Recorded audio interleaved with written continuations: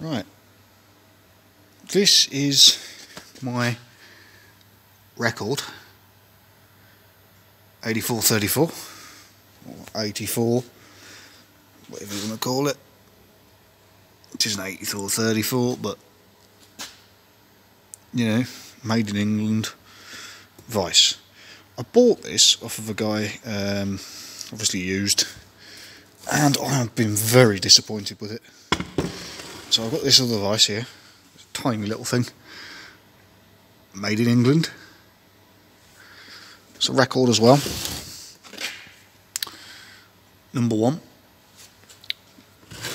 And this thing, the reason I bought this is to upgrade this, because this has been a brilliant little Vice, but what I do has changed massively. So I needed something with a bit more grip, a bit more force, something that opens just a bit wider. This one has done everything I've ever asked of it, and I've asked a lot of it. And I started looking, and now I've realised why this Vice is so terrible. So I bought this obviously used. Now, it was missing the quick release handle, which I wasn't too bothered about, but something I've just noticed, and it's going to cost me 40 quid to fix this. You see the gap, how worn the jaws are, and that is done up. You see how much gap there is? It's no wonder it hasn't got any holding power as such, because the jaws are so worn. There's actually a massive gap on the side, so it only grips in the middle. Obviously this has got to be corrected. I can't leave that gap in there, so I've got to buy a new set of jaws for this Vice. I'm hoping that a new set of jaws make this Vice better than this one. I really am, because I really do want a bigger Vice. Solve that. I also need to fix this little issue. So when you undo the Vice like this, because it's missing the quick connect, it winds that back out. And somebody has decided to peen over the end of this screw so that it pulls the jaw out. Look at my ratchet. Like that.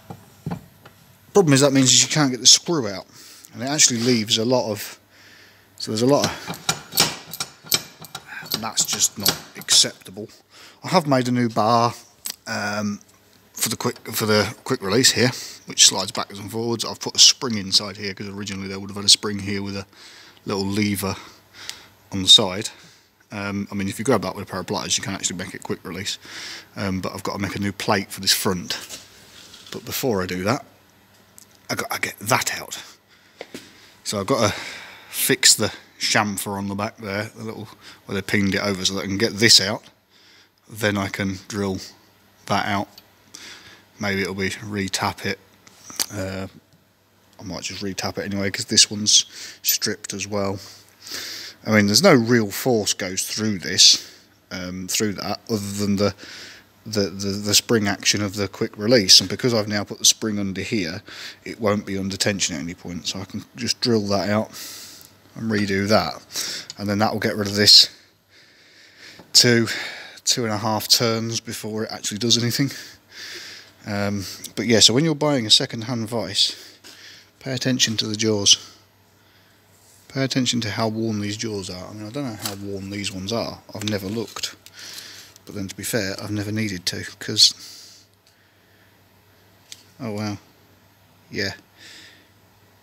There's a tiny bit in a couple of places visible by eye. But hardly anything. And those jaws, I tell you, they make or break a Vice. And as I say, when you buy I mean, these restored are about 160 quid, 120, 160 quid. The jaws you can buy 40 quid. So 50 quid for the Vice, 40 quid for that. You know, you almost might as well buy a restored one if you want one. I'm not quite sure why everybody thinks they're worth quite so much used. especially when they're not restored, but they do. So yeah, just a quick rundown on these two vices. Like I say, you can see this one's in a lot better condition. This one I had to grind it off because it had weld spatter on here, and it was in quite bad condition, to be fair. But then I just rubbed some, so on it I just put some Oatrol oil, which is a drying oil which just stops it from rusting up. Yeah, thought I'd share that with you, my experience of buying a bigger vise, and how well it's not gone so far. I'll get these jaws ordered, and hopefully we can improve the situation. Thanks for watching. See you in the next one.